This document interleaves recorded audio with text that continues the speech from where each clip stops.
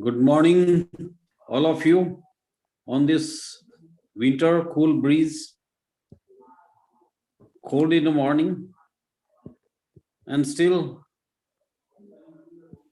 Corona or COVID, a part which is remaining. Elephant has gone. Only the tail, I would say, is left. And within 6 months, I hope everything will be a bit okay. Still, we'll have to take precautions for about 6 months. And I first welcome our faculty, Dr. Shushruth Ganpule, who is a practitioner in Badera area. Today's topic is what's in the bag, a pulmonologist perspective. Actually, we have learned a lot in this COVID era, a lot of complications of COVID. Yesterday, I had a patient who said that, sir, I had some breathlessness, and because of that, I was told to do X-ray. I was suffering from COVID. After the COVID, they said, you're okay, fine. All the reports were normal. But still, I have hypertension. So a lot of things are coming up, cropping up. Some have hypertension. Some have other breathlessness disorders. They said oxygen levels sometimes drop. And that what to do? After walk test, we are also puzzled. A physician, I would say general practitioners, they also need help what to do. And here I would say we have Dr. Shushruth Ganpule, who is a consultant in Jupiter Hospital, and he will give his talk on this pulmonologist perspective. Before that, I'd like to wish you on this Valentine week, wish a best to your all loved ones in this, I would say, week of love. So we have to spread love also. And I would say in short a message to deliver, put your heart, mind and soul into your smallest act. This is the secret of success in your practice too, and have a smile. Good day to all of you. Before that, I'd like to introduce Dr. Shushruth Ganpule, who is a consultant in pulmonologist at Jupiter Hospital. He completed his MBBS from Krishna Institute of Medical Sciences, Karad, in 2009. He did his pulmonary medicine from Government Medical College, Kota, in 2013. He did his fellowship in bronchoscopy from Pune Hospital, same year, 2013. And the services provided by Sir is decortification, lung surgery, bronchoscopy, and he was, I would say, the expert in lung transplant and pulmonary function test. We called it as PFT. Sir has done MD in pulmonary medicine. And I request now Sir to give his talk on today's topic, a pulmonologist perspective. Before that, I'd like to thank DigiShield, who is providing this platform since long time, maybe 1.5 years, and hats off to their team. They are doing it easily. And also our Jupiter Hospital, who has 3 branches, one in Pune, one at Thane at Expressway, and third is at Indore, and many more to come. So I request now Sir Dr. Shushruth Ganpule to take over this webinar. Thank you, sir. And thank all the delegates who have joined. I welcome again all of you. Thank you. Thanks a lot, Rajan sir. Thanks a lot for a kind introduction. And I welcome all the delegates who have come to join this meeting.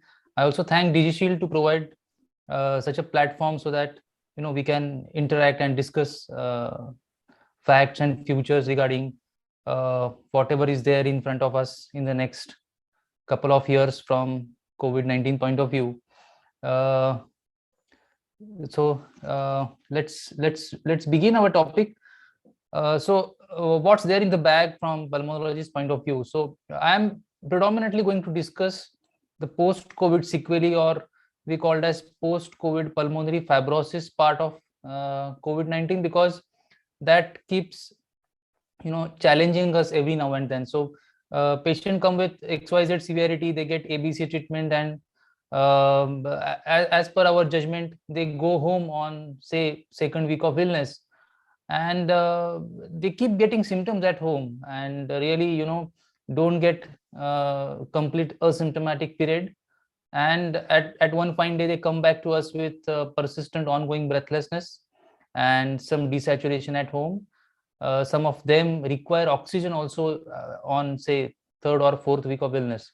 So these patients tend to take a lot of our time in OPD, and really we don't have any clue how to go about these patients, because there is no clear cut guideline. Even there is not much in the literature also, the volume of this patient who are coming back to us once they get discharged, or kind of cured from the COVID-19 illness. And some of them have a really protracted course. Some of them land up in a complication just because of the treatment.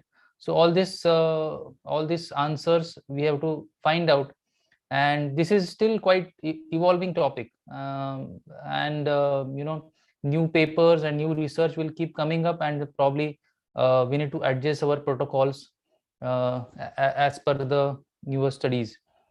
All right, so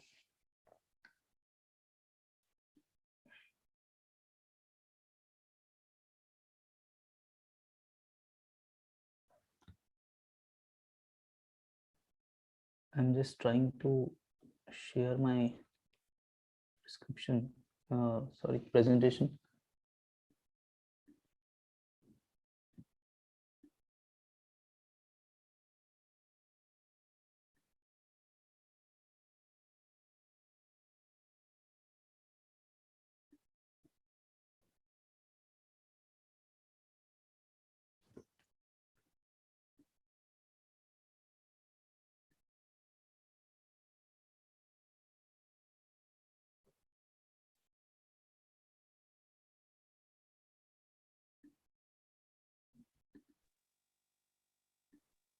Piyush, can you please guide sir how to share the presentation? Yeah, just give me a minute. There is some problem from accessibility.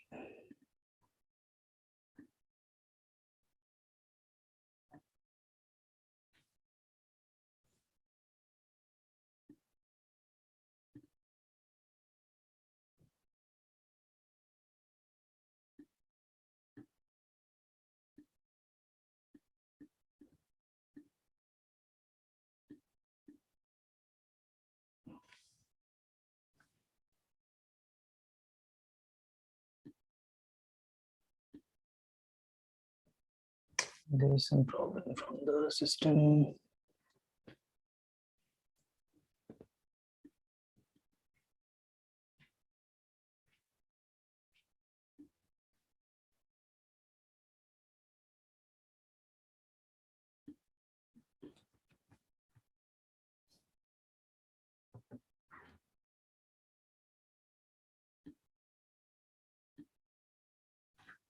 Just give me a minute, huh?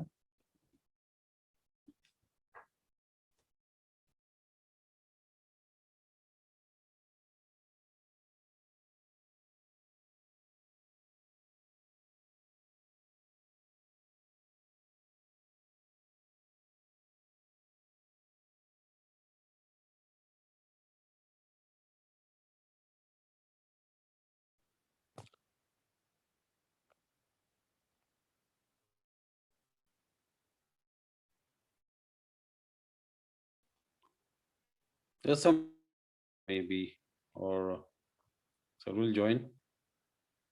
Please bear with the maybe connectivity also. Right, sir?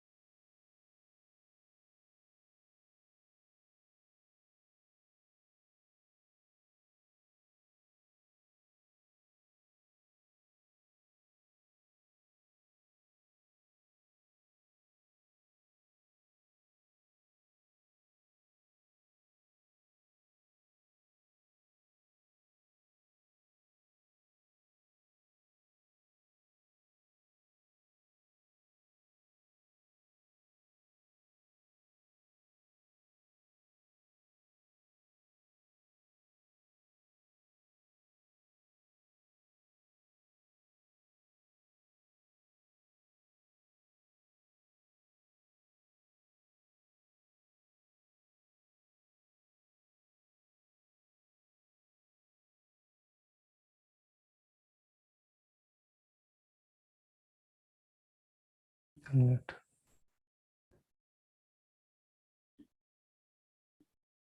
Hello. Hello. Yes, Can yes, hear you, sir. Yeah, yes, yeah. yes. Sorry, there was some problem with the connection and some problem with the Zoom also. All right. Okay. So yes. So we are actually going to discuss regarding post-COVID sequelae and how to go about these patients coming back to us with post-COVID pulmonary fibrosis, that is PCPF. What are the risk factors associated with this kind of patients who are going to develop PCPF once they get admitted with moderate to severe COVID-19? The things which are out of this, out of scope of these presentations are uh, uh, ARDS ventilation and ECMO, as well as lung transplant. So I'll have a brief talk about lung transplant at the end of the discussion, but these topics I'm not going to cover this time. This is predominantly regarding the post-COVID sequelae and how to go about it. So my presentation will be based on the introduction, COVID-19 sequelae, what are the PCPF risk factors, etiopathogenesis of the same, what is the link between ARDS and pulmonary fibrosis, the role of antifibrotics, whatever current literature we have, role of steroids in those selected patients of PCPF, role of rehabilitation, and take home message. So enough has been discussed, regarding type of antivirals, the actions of different antivirals against different COVID-19 variants, and timing of administration, when to give at what time of disease onset. So I'm not going to discuss anything regarding antivirals this time. So what we follow in our hospital, and I've been discussing with other IT specialists and a lot of colleagues across the India.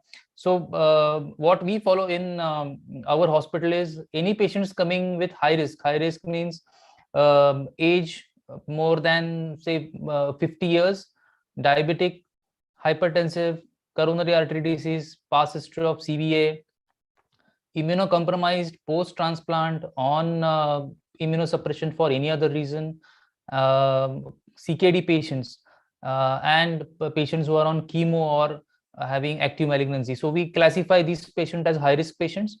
So any of these patients coming with elevated markers without type 1 respiratory failure, we usually give these patients antivirals as well as baricitinib. When patient goes to type 1 respiratory failure, requires some amount of oxygen, we usually follow a recovery trial, put them on low dose dexamethasone or methylprednisolone as per the clinician choice, and we take a decision at the end of 10th day whether to continue or stop the steroids. But to consider steroids even in the absence of type 1 respiratory failure in those selected patients who have intractable cough, exertional desaturation on walk or desaturation on daily routine, and they have a supportive radiology, so bilateral, diffuse, multilobar, subpleural ground glassing, almost everywhere on the scan. So if these in this kind of subset, we give brief period of say 5 to 6 days of low dose dexamethasone to prevent progression to moderate to severe COVID-19 in this subset of patients. We also have a tendency to add baricitinib to low dose steroids from those recovery trial patients in case patient keep worsening on low dose steroids after say 72 hours of starting them on steroids, and the worsening is usually in terms of worsening oxygen requirement, persistent breathlessness, and respiratory rate going higher beyond 30 per minute, worsening radiology, and persistently elevating markers, especially the CRP and D dimer. So if these in these kind of subsets, we tend to add baricitinib with ongoing steroids. So this is the way we usually manage our patients in Jupiter Hospital. So in severe COVID, the role of steroid and role of antifibrotics is essentially unknown once patient crosses 10th day of steroid treatment. If the patient improves before that, then we tend to stop it abruptly if the duration is say 1 week or so. But if it is little longer, patient has underlying diabetes malignancy, or patient is very old, then we tend to taper it down over the next 3 to 4 days and ultimately stop it on day 10 or day 11th. But even these period is crossed, many of them will be on oxygen, and many of them will have desaturation. So this number is also quite significant. And sometimes even after completing 10th day of steroids, patient keep worsening. They may remain static on the same oxygen supply, or they may improve slowly over the next 1 or 2 months. So these kind of patients, keep troubling us clinically. And the regimen of steroids, dosing of steroids, type of steroids, everything is very vague and changes as per the clinician's choice. So what do we know about COVID-19 and the sequelae? So I'll come to the slide, where the Shaolin Huang from China has put his paper in the Lancet in 2020, and he described a cohort of 1,733 adult patients with COVID-19 who were discharged from a hospital after a clinical cure. So even after 6 months after clinical onset, almost 76% of patients reported at least one symptom that persisted, with fatigue, muscle weakness being the most commonly reported symptom. So I think that's a significant number. So 80% of my discharged patients have some kind of symptom even after 6 months. From respiratory point of view, it's not as high as 80%, but at least 50%, especially the cohort of moderate to severe COVID-19, comes back to me with persistent symptoms even after, say, 8 weeks to 12 weeks of time. So I think the number is very significant.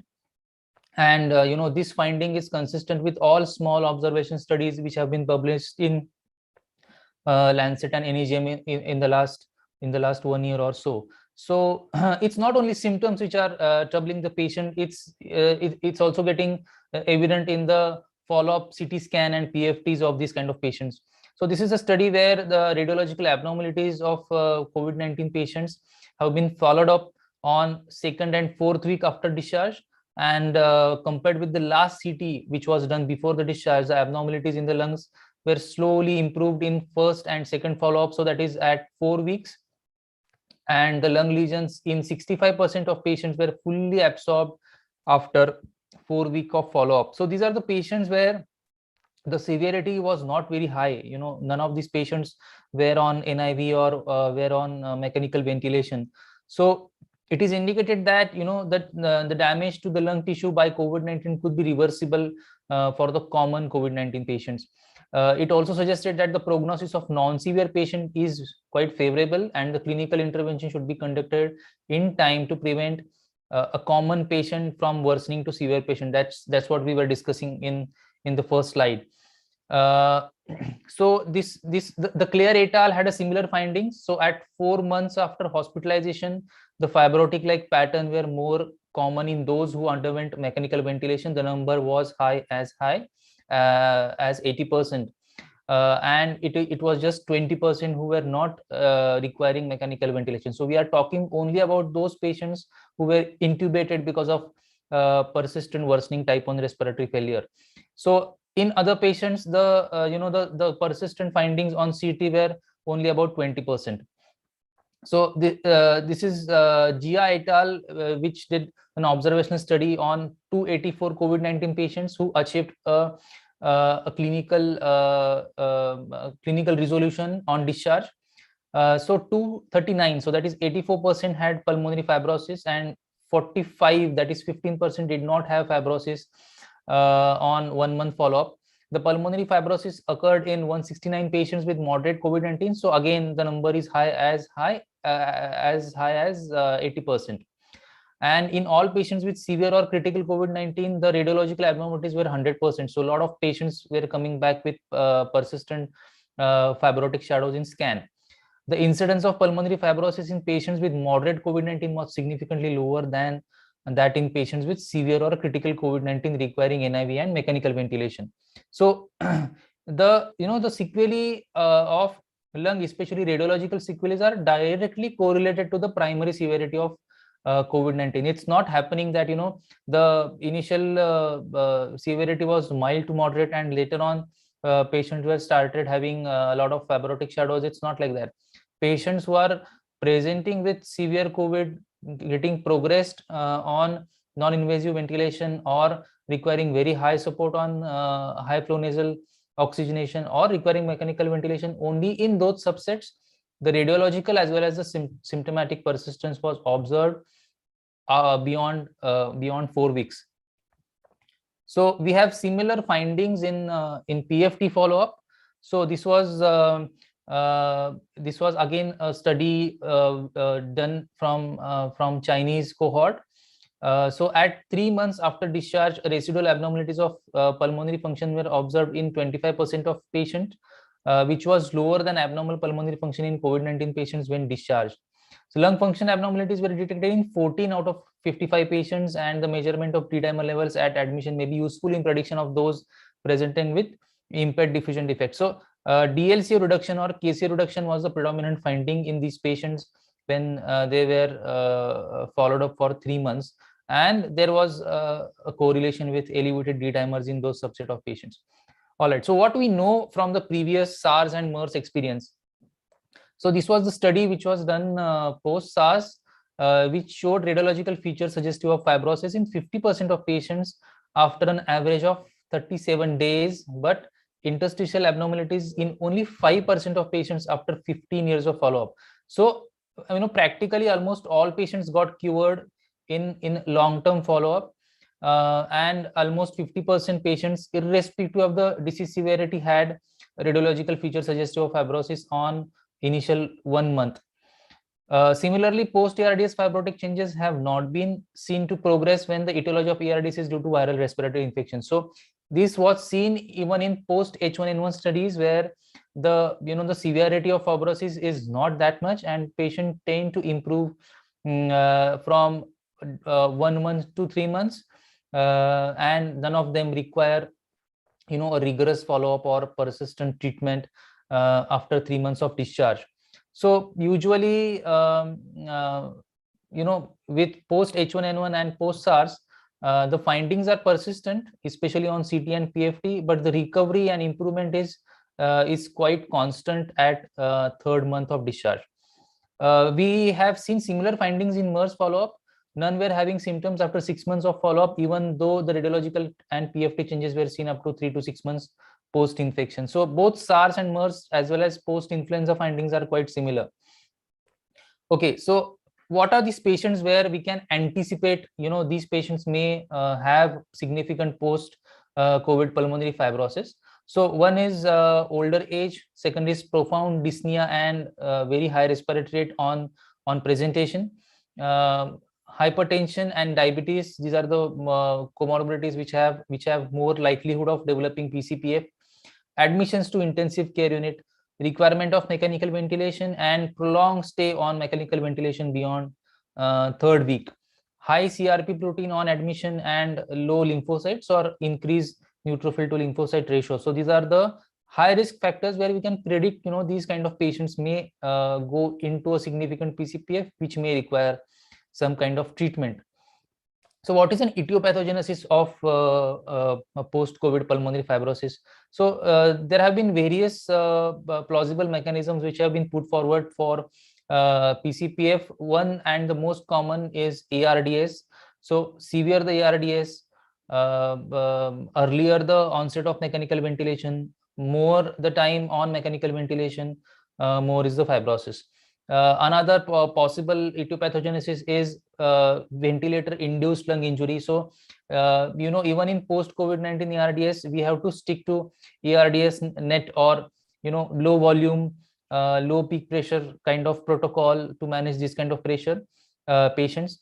The third is endothelial damage, which is again very significant, and it is very unique to COVID-19. Actually, such kind of endothelial damage has not been observed in previous post-viral ARDS patients, especially MERS, SARS, or H1N1. And some specific phenotypes which have significantly faulty repair. So some of the ARDS patients will improve with time, and gradually you can wean them off from the ventilator. But there are few patients which get stuck to the ventilator and they have repeated faulty remodeling of their lung. So even though the X-ray looks quite significantly okay as compared to the day of presentation, but the VQ mismatch and the persistent hypoxia is very discordant. So let's come to the first and the most important factor of PCPF risk is ARDS. So what do we know about post ARDS interstitial lung disease? So up to 45% of patients develop fibroproliferative response when they have ARDS. It depends on the severity, comorbidities, and duration of mechanical ventilation, etc. So it still can happen in spite of lung protective strategies because of the various other factors taking part in fibroproliferative response post ARDS. The inflammatory response, the cytokine storm, and the dysregulated fibrotic response can be seen, but it resolves in timely manner in almost 80% of patients. Rest of the 20 patient will have robust and persistent accumulation of macrophages, fibrocytes, fibroblast, and myofibroblast in the alveolar compartment. So that leads to an excessive deposition of fibronectin and collagen 1 and 3, as well as other components of extracellular matrix, which tend to alter the alveolo-capillary membrane, which results into the persistent radiological findings, which we see in this kind of patient in terms of interlobular thickening, and some patients will have honeycomb-like or traction bronchiectatic kind of pattern at third month of discharge. So this is usually accompanied by an imbalance between a profibrotic, that is TGF alpha beta interleukins, PDGF, and the antifibrotic factors like prostaglandin E2 and keratocyte growth factor, as well as hepatocyte growth factor. So there is quite imbalance between a profibrotic factors and antifibrotic factors that derive towards fibroproliferative response post ARDS. The source of fibroblast can be local, can be from the bone marrow, or can be a mesenchymal differentiation from the other cellular source. So if you see this, this fibroproliferation with formation of ECM, this is the most central pathological component of these PCPF patients.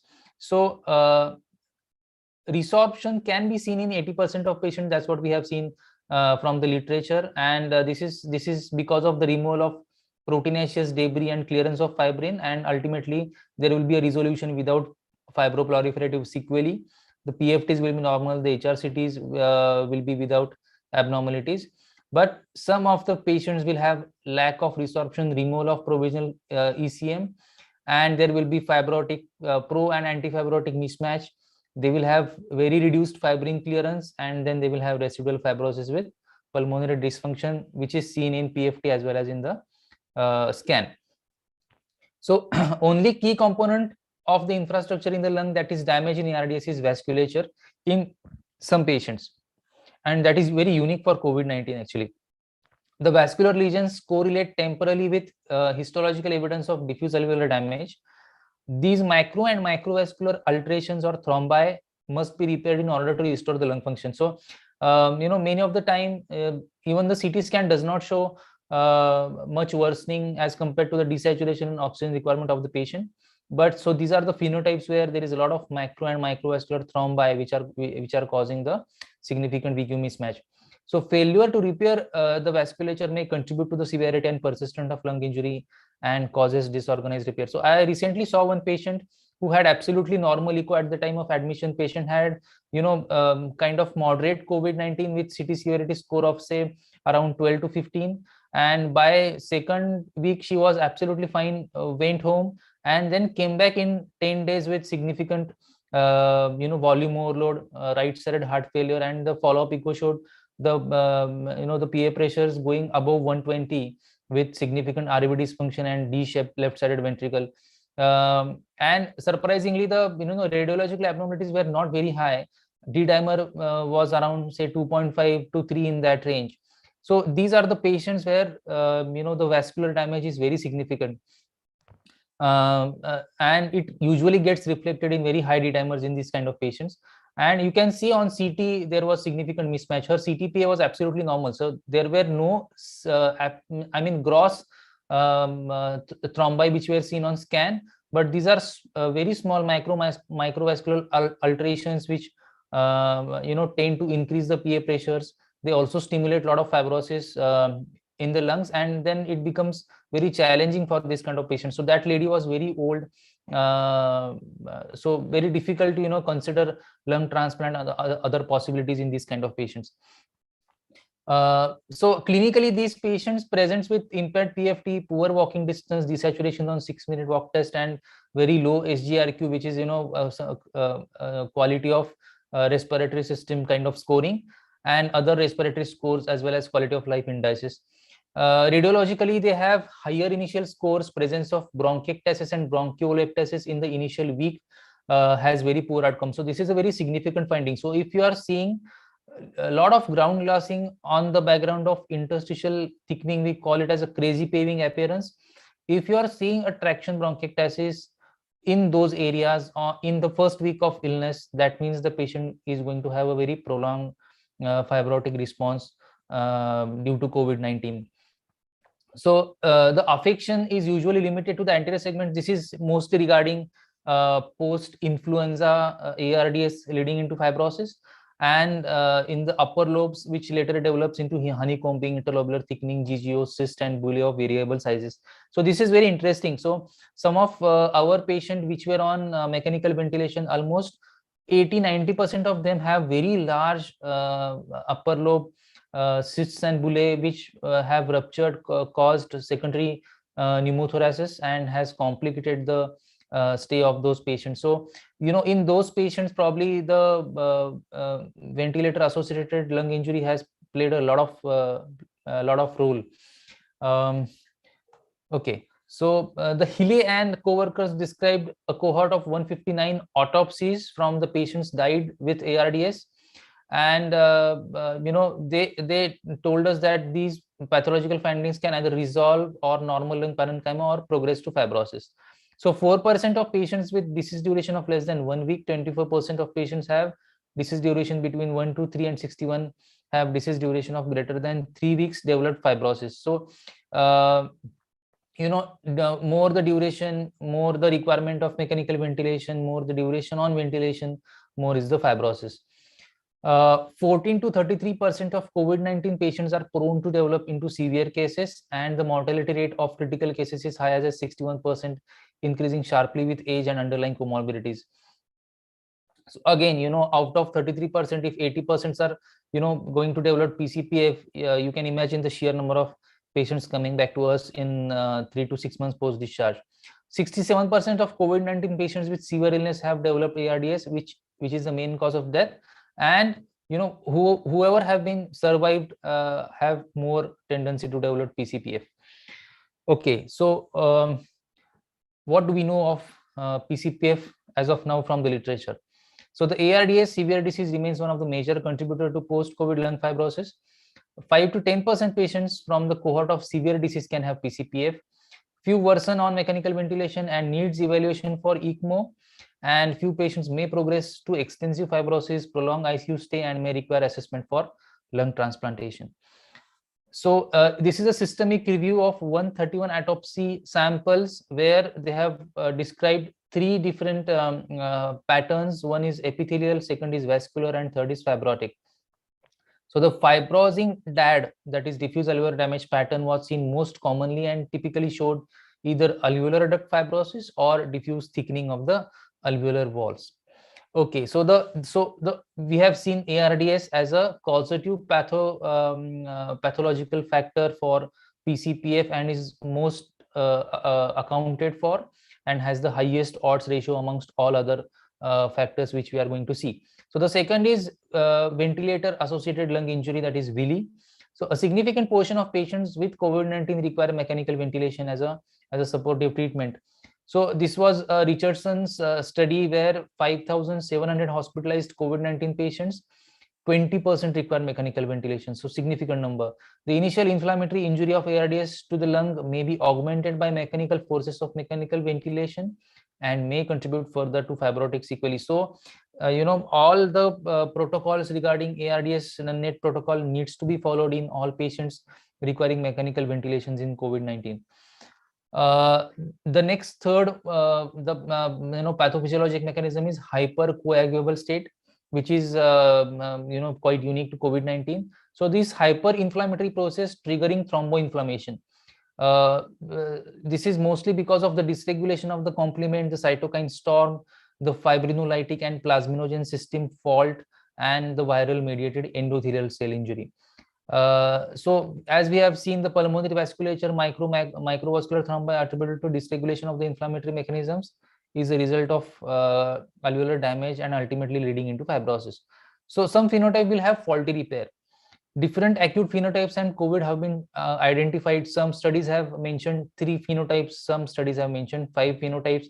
So these phenotypes are essentially a subgroup of patients presenting with different high risk for moderate to severe COVID-19. So, so these different acute phenotypes have been identified. Similarly, in long-term disease, variants among these so-called long hauler phenotypes may exist, which have predominantly faulty repair in the remodeling of the lung post ARDS or severe disease. So this faulty repair or remodeling can be proposed in these phenotypes, which may contribute to PCPF. All right, so how we are going to deal with patients of PCPF, and the most used drug, at least in current scenario, is antifibrotic group of medication. So we have got 2 medications which we use as antifibrotics. One is pirfenidone and another is nintedanib. They have been approved as an antifibrotics in IPF as well as non-IPF ILD. So currently only nintedanib has been approved in non-IPF ILDs, but otherwise both pirfenidone and nintedanib have been approved in as an antifibrotics in IPF.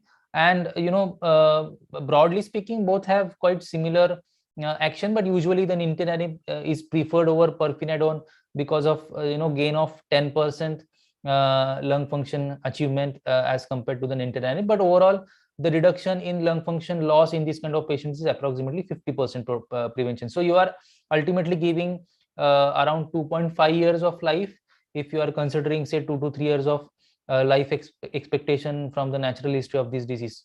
So it's very commonly used drug in those kind of patients, but its role in the COVID-19 is still unknown. Basically, nobody has even tried using antifibrotics in severe ARDS patients, especially coming with viral infections.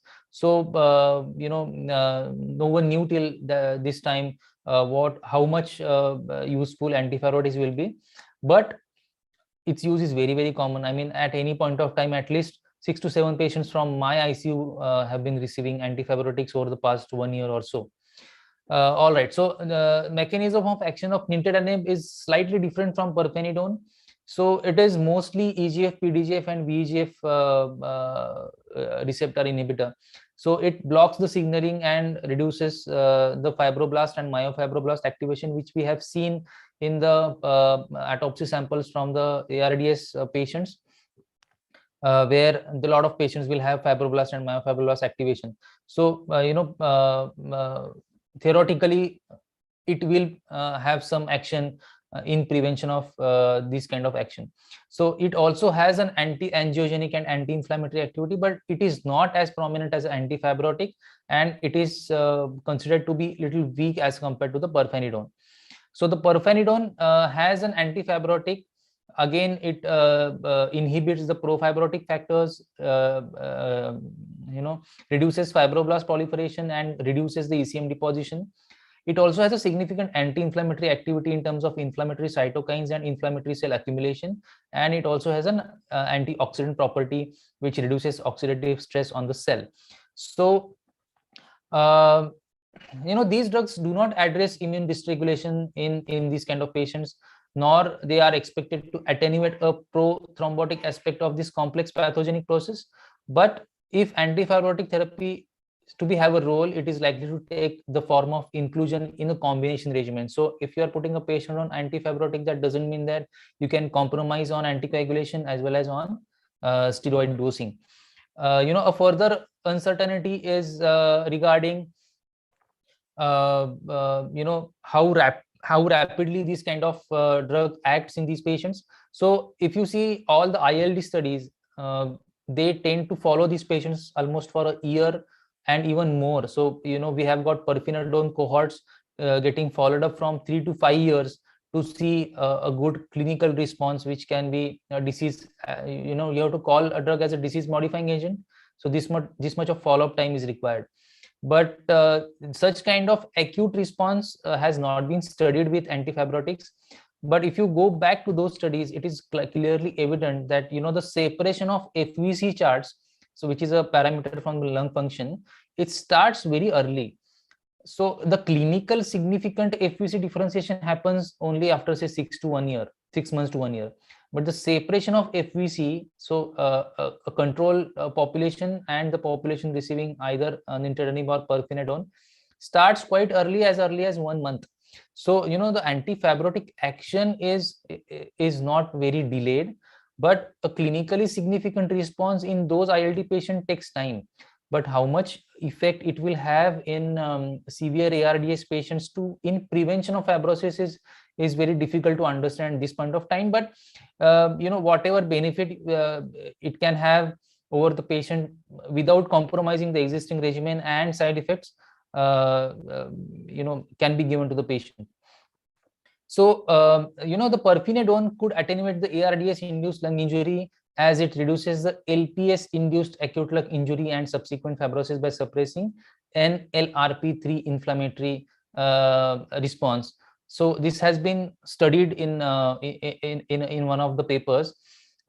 So these agents reduce the fall in lung function the best rather than completely halt the fibrotic process.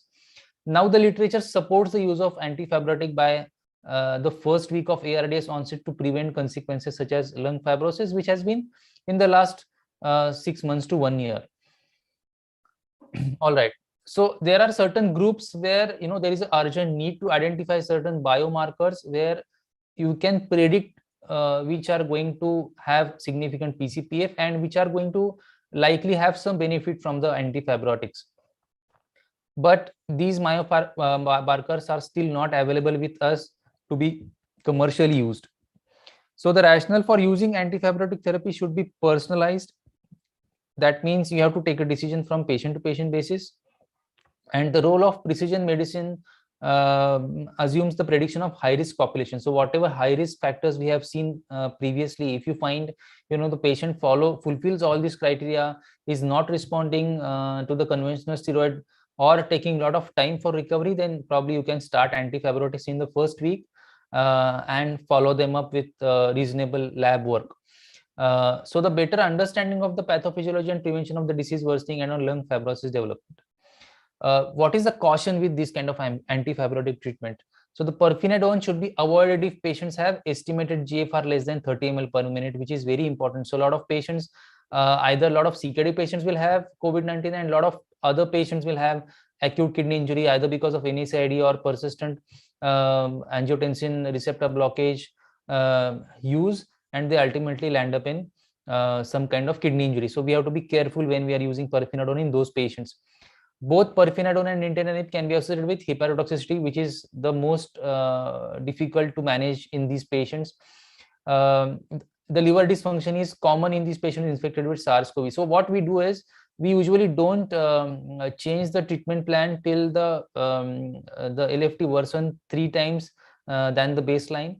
And if they are going beyond that or patient starts getting symptoms because of hepatotoxicity, then we tend to reduce the dose first, find the appropriate dose which is okay with the liver and the symptoms, or in some patients we need to stop it.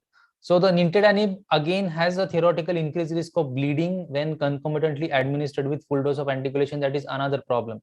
So if you see a nintedanib, advantage is you can directly go to a normal dose of 150 milligram twice daily drug dose, which is better tolerated than pirfenidone, because in pirfenidone usually we need to increase the dose, say probably every week.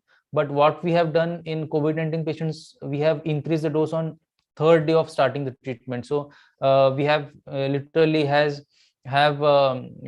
shortened the duration, and probably by 1 week or so they are on full dose of antifibrotics. So that is one of the disadvantages of nintedanib, that you can directly go to a therapeutic dose. But the disadvantage is these patients will tend to have an accelerated hypertension. So a lot of patients who already have a hypoxic response have sympathomimetic activity, and they have a higher pressure. So nintedanib can suddenly cause accelerated hypertension, can cause pulmonary edema, and can accelerate alveolar damage or prolong the mechanical ventilation stay. So in that sense, nintedanib is little difficult to use. Pirfenidone is easier to use in from that perspective, but the dose escalation has to be very precise, and we have to keep monitoring LFTs and creatinine in these patients. All right. So duration of this kind of treatment is also quite unknown. We don't know till how long we need to continue. So we have continued this kind of treatment for 3 months or so. I haven't continued more than 3 months in any of my patients. And selection of drugs is also very important. So you have to combine these antifibrotics along with probably some low dose steroids in those patients with PCPF. Many of them will have secondary infections, so you have to combine them with antibiotics. Many of them will be on antifungals, and especially if you are combining with antifungals, then they pose a significant challenge, especially from liver point of view. In that case, you have to stop a drug which is going to give a maximum mortality benefit for the patient. So if my patient is requiring, say, 0.25 milligram per kg of prednisolone, and is on either voriconazole or isobuconazole for invasive fungal pneumonia, so I would like to stop my antifibrotic before going to either visolon reduction or antifungal reduction, because I know these two drugs have more benefit in terms of odds ratio, where the benefit of PCPF improvement is much higher as compared to the antifibrotic. So we have to consider a lot of factors when we are starting the patients on antifibrotics and following them up in the next 2-3 months. So right now theoretically looks like the pirfenidone appears to be a better bet, but needs to be followed up with appropriate lab investigations, and a clinical follow-up is required. So what is the role of steroids? So this is the most difficult thing to find out even in the literature regarding whether steroids are helpful in any post-viral fibrotic stage. So there is one good article which was published in Clinical Annals of Journals. So 5 to 10% of patients who had severe disease, they continue to have symptoms, persistent radiological and PFT abnormalities even after discharge or treatment with steroids as per the recovery trial. So they may continue to have elevated markers like CRP, D-dimer, and ferritin, and the role of steroids in these kind of patient is unknown, though risk benefit ratio should be assessed prior to use. Prolonged low dose corticosteroids may prevent remodeling of lung in these kind of survivals. So this was the paper which was published in 2020, and it was an observational study, but it was done very nicely. So it is a multicentric observational study to determine the incidence of and describe the progression of persistent inflammatory interstitial disease following COVID-19. And those patients were treated with prednisolone after discharge for 3 weeks. So total 837 patients were assessed by telephone 4 weeks after discharge. Those with ongoing symptoms had an outpatient assessment at 6 weeks. So at 6 weeks, they did CT scan, they performed PFT, and they did 6-minute walk test and assess the walking distance, desaturation, PFT values, and the CT score. So at 4 weeks after discharge, for around 39% of patients reported ongoing symptoms and were assessed at 6th week with all the investigations. So on CT, predominantly organizing pneumonia with significant functional deficit was observed in 35 patients, so around 5%. So that's what we assessed. So 5 to 10% of a cohort, discharge cohort with moderate to severe COVID-19 patients will have this kind of abnormality. So out of 35 patients who have significant functional deficit, radiological findings, and were clinically assessed, they received steroid treatment after MDT discussion. So like we do in ILD, so all these patients had undergone an MDT discussion. So the maximum initial dose of 0.5 milligram of per kg prednisolone was proposed based on the local standard protocol for managing organizing pneumonia. So this is a usually common protocol which we usually follow for organizing pneumonia from any other cause.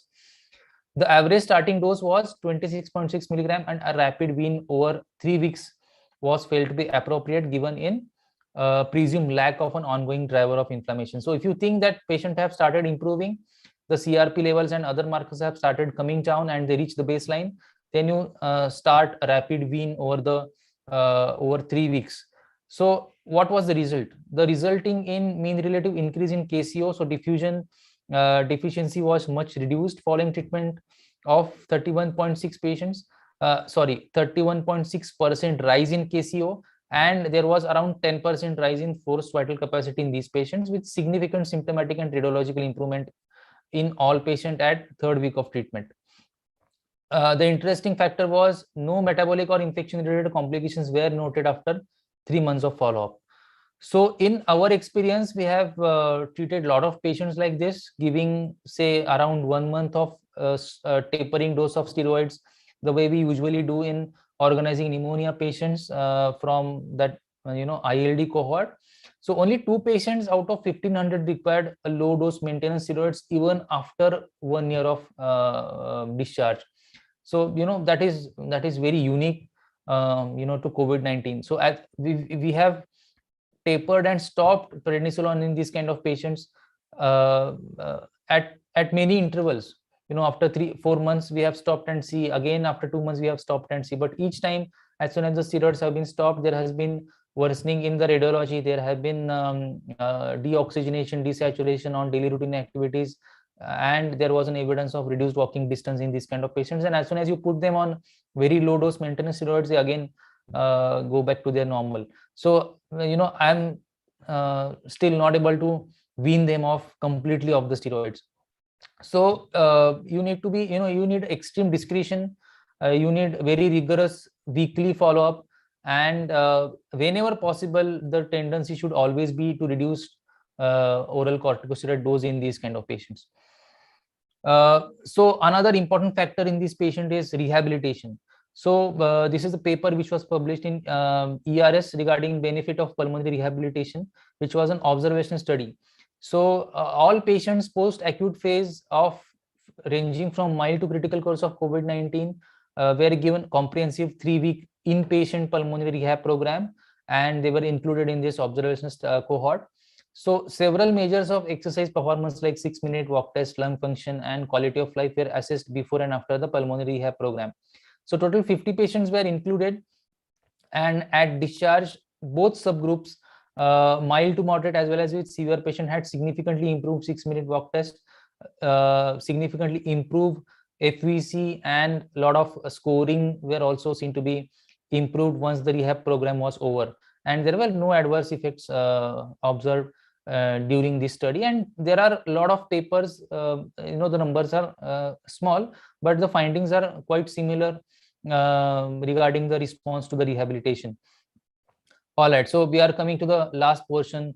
What is our take-home message? So all patients should be thoroughly assessed with history, clinical findings, lab markers, and phenotype assessment when they are getting admitted, so that you can predict from those patients who are going to have severe disease or who may require PCPF assessment when they discharge.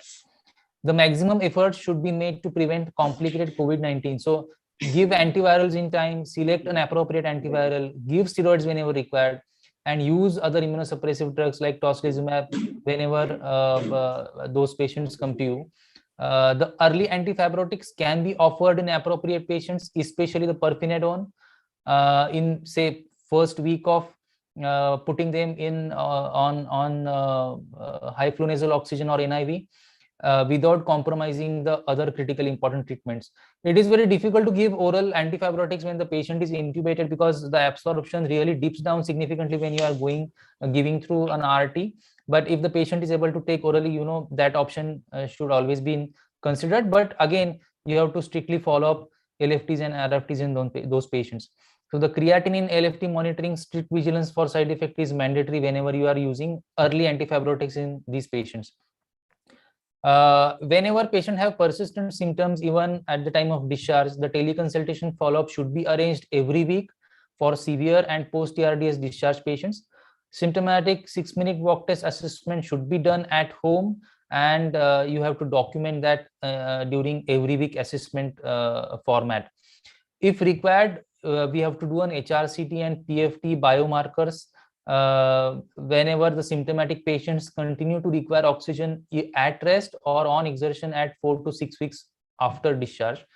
And in those subset of patients, if you find there is little trend of increasing of biomarkers, the HRCT has worsened a bit and the PFT showing significant restriction with low DLCO and KCO, then you can offer them low dose steroids, probably if possible with multidisciplinary meeting with ID specialist and a radiologist, and then you can start them on low dose steroids for 3 to 4 weeks with tapering doses as and when required.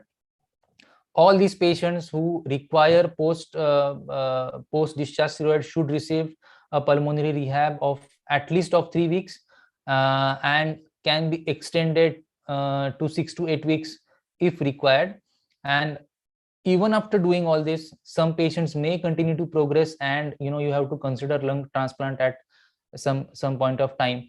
So there was a very interesting article which was published last month in NEJM discussing the mortality in patients underwent lung transplant predominantly for COVID-19. So from the entire US, 1 year data was observed.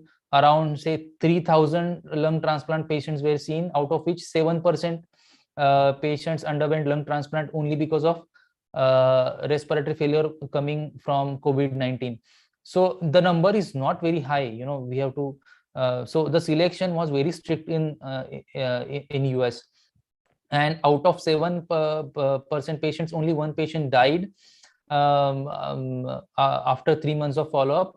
So the mortality was around 12 to 15%, which was exactly with other indications for lung transplant. So COVID-19 versus non-COVID-19, there was not much difference regarding the mortality and survival at 3rd months, but the number will significantly change once we get rest of the 9 months data, because the first year post lung transplant is very, very critical and alters all the statistical values in the study. Once they cross one year post transplant, then the journey is a little easier and the numbers automatically improve. But even then, in the best institutions and with providing best care, the survival of this patient or the outcome is not more than 20% after 1 year. So whenever we are discussing lung transplant with these kind of patients, we have to discuss all this, and this everything depends on the local expertise, the protocol for lung transplant, the experience with COVID-19 patients, and all that. So sometimes it is very difficult to extrapolate those data coming from this institutes who are doing lung transplant for the past 10-15 years to an Indian setup where the lung transplant is not happening very, very commonly. So with this kind of take home message, I come to an end of my presentation or discussion, and I thank you all for listening to me so patiently. I'm open to the questions if anyone wants to ask. Thank you, sir, for this excellent academic session. A lot of things were covered also. And question is, when exactly you advised lung transplant? In which case? Okay, so what we usually follow is we wait for at least 4 weeks post mechanical ventilation for patient to recover. Sometimes the delayed recovery can be seen in those patients, so we start thinking about it when the person is stuck on ventilator, either with or without tracheostomy, beyond 4 weeks of initial presentation or initial lung injury. So that is the time we start discussing them regarding lung transplant. In few patients, it is very difficult to ventilate them when the lung becomes very stiff, especially between 2nd to 3rd week of ARDS. And in those patients, then anyways, they will go on ECMO for maintaining the adequate oxygenation. And then automatically, if you want to wean them off from ECMO, the lung transplant has to come in picture. So in those patients, then the discussion starts quite early if they are on ECMO already. But if the patient, you are able to ventilate the patient with reasonable amount of hypercapnia and good tissue perfusion, then we usually wait for a month and then discuss regarding lung transplant assessment. Okay, sir. Thank you. How much is the success rate exactly? If at a lot of centers, I think DY, Jupiter, and other centers we also are not aware. Can you just make aware which centers do lung transplant to all our delegates? We have been sending patients mostly to Apollo Chennai and KIMS Hyderabad, where the number is quite significant, and I have been knowing that team since quite a bit of time and quite comfortable with their assessment. But again, the mortality benefit or survival is not different from any other non-COVID indication. So this 1 year survival is like say 50% around. Okay. That's what is coming out of these institutions. That's really challenging, I would say. Doing Very, very job. so amongst all transplant, lung transplant is the most difficult to manage and has the poorest of outcome. Yeah, a lot of cases we are seeing they are waiting for lung transplant. Absolutely, yes. So actually, what happens is patients are getting stuck on ECMO because they go to their respective hospitals. For example, patient goes to Hyderabad, they assess the patient, put them on ECMO, and then finally they stuck because the lung is not available. So problem is with the donation. So we don't get good lungs which are ready for transplant. So that is the problem. Otherwise, I don't think in India there is problem with the expertise or there is problem with the protocol or even with the experience. Problem is difficult to get lungs. So that's why a lot of people are getting stuck. Especially, and the local rules are also different for each zonal committee, so that is also making us difficult. Okay, so we have to take an initiative for organ donation when there is brain dead. A lot of accident happen, unfortunately, and we have to rely on the concerned hospital. Yeah, so finally the ultimate death in this kind of patients is ventilatory associated pneumonia. So finally the lung automatically goes out of picture from donation point of view. So if you are lucky enough, lung is not involved or it has not undergone an ARDS or infection, then only it is available for donation and can be used for transplant. One more thing I like to initiate on this platform, that a lot of people go for these hookah bars. I mean, young generation, yes, I've seen, and we had some discussion yesterday itself, that it might be low nicotine or something like that, but it is just like 500 cigar packet considered to be for one. This is considered to be for one this आपण मराठीमध्ये म्हणतो की एक झुरका मारतात ते and that is considered for about 500 cigarettes. So young generation, at least awareness should be created from our side, from the General Practice Association, from pulmonologists, wherever possible on some platform that you should avoid going there. At least you should restrict, because a lot of generation is getting addicted. And we are seeing now other also, I don't want to comment on that, maybe male, female population, they are after this thing. Maybe hookah bar, maybe cigarettes. And in this COVID, I feel a lot of people will be affected if they go for cigar or hookah bar after post-COVID. A lot Correct. of complications can happen, sir. Absolutely, I totally agree. So any secondary insult in already damaged lung is very difficult to predict in COVID. I mean, we have seen so many patients going downhill, getting operated for something else, but had a prolonged intubation for anesthesia, and those patients behave very funnily if they have post-COVID lung, especially moderate to severely affected patients.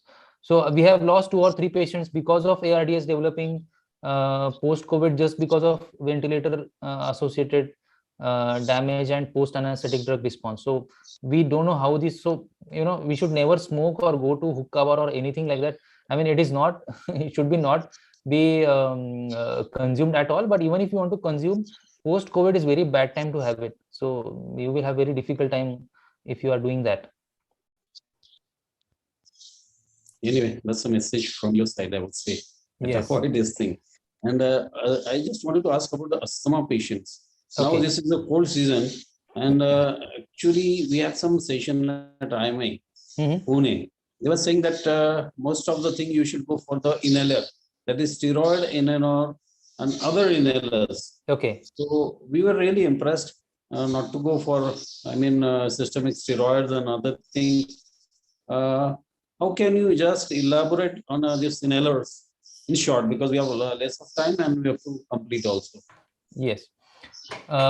So there have been a lot of studies to begin with. They started using cyclosonide for as a lung protective, kind of technique. But then now even the budesonide has a similar, action in those kind of patients. So if you take inhalers early in the disease, so as soon as on, say for example, day 2 or day 3 of symptoms, especially in COVID-19, you tend to prevent the initial antigen processing, aberrant antigen processing in those kind of patients. And there are studies who have shown that the release of and recruitment of neutrophils, lymphocytes and macrophages is much lesser in those populations if you follow them in the next 2 to 3 weeks time. So ultimately that reduces the alveolar damage which is going to happen, and probably reduces the incidence of PCPF also. And especially in Omicron, what I've seen is if you give inhalers without spacer, that increases the deposition in the throat. So they have got a lot of improvement in throat pain, because that was the main symptom for almost 80% of patients, that the throat pain is so bad that they are not even able to swallow water. And I have seen a fabulous response with budesonide inhaler, exactly the way we manage the esophageal eosinophilic esophagitis, where we tend to give steroids with more thick particle size, especially like a rotacap, with significant upper airway deposition. So that was some added benefit. So definitely early start of budesonide, especially on day 2, day 3 of symptom in patients developing cough or throat pain, will have some benefit. I usually give them for a week and stop. If patients of asthma already having inhaler, but they are using as and when required, I just tell them to use it on a daily basis for say 2 to 3 weeks, just to prevent the exacerbation of asthma and prevent COVID-19 complications also. Thank you, sir, for a nice elaboration of even asthma also. And there are no more questions. All right. But can you advise, I mean, all the delegates also, what precautions now they should take? Because still corona is lurking, and some part we have to create awareness, because a lot of people say, what's the use of using this mask? Yes. And why we should? Correct. Everything is gone. Why should put the mask? Correct. And so still, the most difficult part in managing COVID-19 is the tissue reaction. And you can't predict the tissue reaction because it is so individualized. There have been papers who have assessed the telomerase length of leukocytes in those specific phenotype where the lung response is very significantly increased. So there is a talk about certain phenotypes who have an altered response to the viral antigens, but we don't know whether we are falling into that group or not, because age and other comorbidities and all that have nothing to do with that. So it's the genetic makeup which decides the lung response to the viral antigens. And when we don't know what we are made up of, especially when we are dealing with COVID-19, it is very difficult to estimate whether we are going to have mild, moderate, severe disease if you are going to get it. So I mean, we don't know the heat which is going to come from the fire, then why to test it? So we have to be very cautious, and whatever variants are going to come, and whatever is the discussion going around, that part is always going to remain in the center of the COVID-19 diseases, is the lung response. So if even if with the Omicron, we have seen patients coming back with 20-25 score, proven Omicron. So it's not like variants are going to be mild and we can get away with vaccination and all that. I mean, my antibody titers have been 0 on couple of occasions, even post vaccine. So even that response is very individualized. We can't put any certain protocol or formula that this patient is going to have this antibody response because of this kind of vaccine. Very difficult to predict. So when there are so many uncertainties regarding vaccination protection, regarding response to the virus and all that, I mean, it is foolish to not to take adequate precautions, going out without a mask, enjoying parties and all that. I don't think that should be done till at least till the next 1 or 2 years. See, basically, more and more variants, more and more mutations, the virulence tend to fall or tend to lose over time. So ultimately, we are going to that stage where a lot of variants will be seen. We'll keep getting the infection every now and then, and it will become like endemic, or something like a flu, where you just have to take an annual shot and then you are good to go. So we'll come to that stage at some point of time, but till that the stage is achieved, we have to be very careful. Thank you, sir. For last question only, what about expectoration? Sometimes a lot of expectoration are given, prescribed, maybe for Rycroft, maybe for expectorate. So can you just suggest for the general practitioners or the delegates? Yes, so correct. So usually, patients who are having lower respiratory tract infections due to COVID-19, the process is usually an alveolar or interstitial process, and they will have dry cough. So we have seen in first wave and second wave, the patients used to come with dry cough, and whenever they start having expectoration, then the most common cause for expectoration was post-viral secondary bacterial infection, most likely strep pneumonia or MSSA. And as soon as you give them amoxicillin or any beta-lactam antibiotic, it used to get better. But this time, a lot of patients came to us with a lot of expectoration on day 3, day 4. And as we have discussed, budesonide has helped wonderfully in these kind of patients. So all these patients are because post-viral hyperresponsiveness of the airway. So a lot of goblet cell hyperplasia, eosinophilic infiltrate, a lot of them had high IgE levels also. So this was a little unique to this kind of this variant this time, and all these patients responded beautifully to either a montelukast or inhaled budesonide. So what I usually do is I also assess the postnasal drip in these kind of patients, because a lot of them have an upper airway symptoms, a lot of them have an undiagnosed chronic sinusitis, and in these kind of patients, I think levocetirizine or cetirizine works the best because of two things. It is an excellent antitussive, and it is an excellent decongestant, especially in patients having a lot of cough due to postnasal drip. So I give a trial of levocetirizine in these kind of patients. So only those patients who have very thick sputum, which is very difficult to expectorate. So then we have got 2-3 categories of expectorants. So patients who have been post intubation or post tracheostomies, I use hypertonic saline to be given in nebulized form at home, and that solves the problem.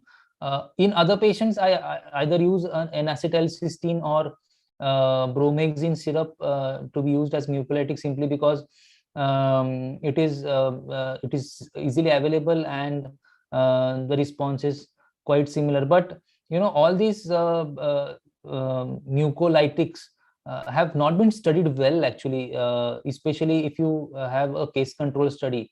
So very difficult to interpret their response. But in some subtypes or in some subgroups, they tend to have some action. So I usually go with bromhexin or N-acetylcysteine whenever I need to use a mucolytic.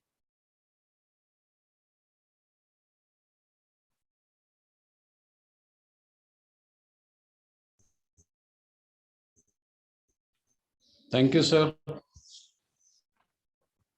Thank you very much. Thank you, sir. I thank all the delegates. Also, BG Shield, Mr. Deepen, I think he is still there. Yes. Would you like to speak, Mr. Deepen? I think Thank you, he's, sir. No yeah. worries, no worries. It was nice session. Thank Okay. you, Ganpule sir. Thank you a lot. Thanks a lot. Thank you. And I thanks All the the team. complete session has been recorded and it's in the YouTube channel. Okay. We'll share the link with you, sir. Sure. Okay. Okay. Thank you. Okay. Thank you. Thank you. Thank you. Take care. Bye. Yes. Bye-bye.